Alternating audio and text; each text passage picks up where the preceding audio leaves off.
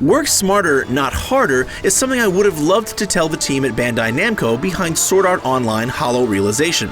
That's not to say there aren't plenty of smart ideas in their action-based single-player faux MMO, but their tangle of gameplay systems and storytelling is unfocused, and it never gets stitched together into something truly coherent.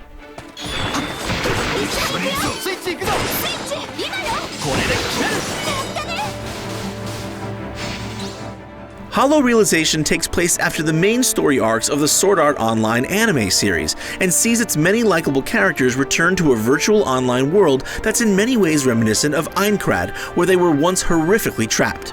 That original premise was a setup that immediately introduced tangible stakes, because if you died there, you died in the real world. But this time, the lack of any mortal threat prevents a sense of urgency from ever building.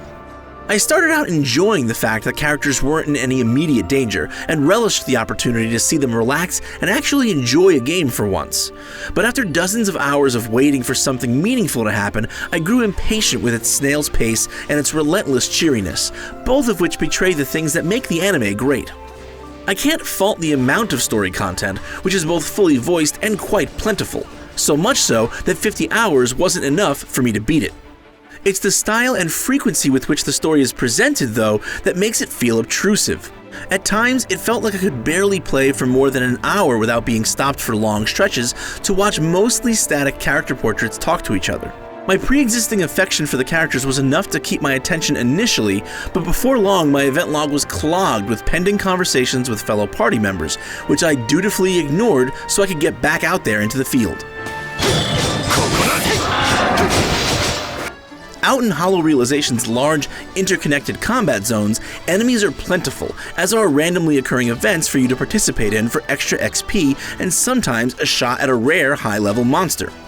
Though the events are mostly simple kill X of these quests, they gave shape to my exploration and kept me coming back to areas I'd already cleared in search for better item drops.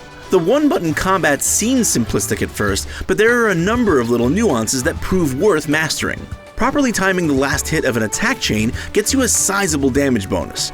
Perfectly parrying incoming attacks stuns your attacker while replenishing your mana, and hitting a special attack within a certain window after an enemy's attack temporarily opens them up to bonus damage from all sources. In addition, you can command your AI party members to coordinate their assaults with yours, and they'll even prompt you to cooperate with them when the fancy strikes them.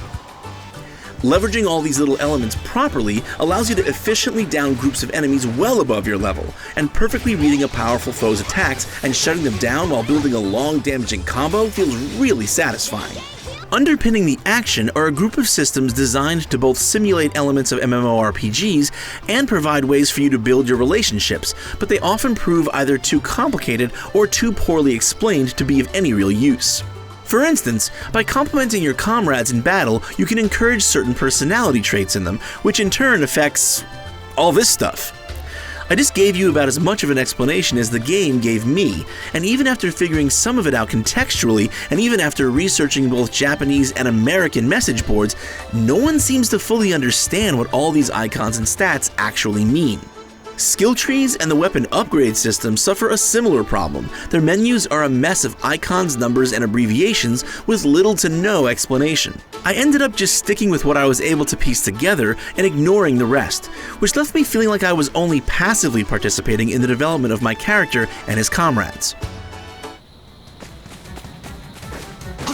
A lot of effort was clearly put into Sword Art Online Hollow Realization because almost every aspect of its gameplay has an underlying set of properties and nuances to come to grips with. While I usually love that kind of complexity, here it rarely felt meaningful or even coherent. Paired with a story that lacks the stakes and urgency of the source material, it leaves Sword Art Online Hollow Realization feeling tepid aside from its enjoyable combat. For more on Sword Art and all things anime, stay right here on IGN.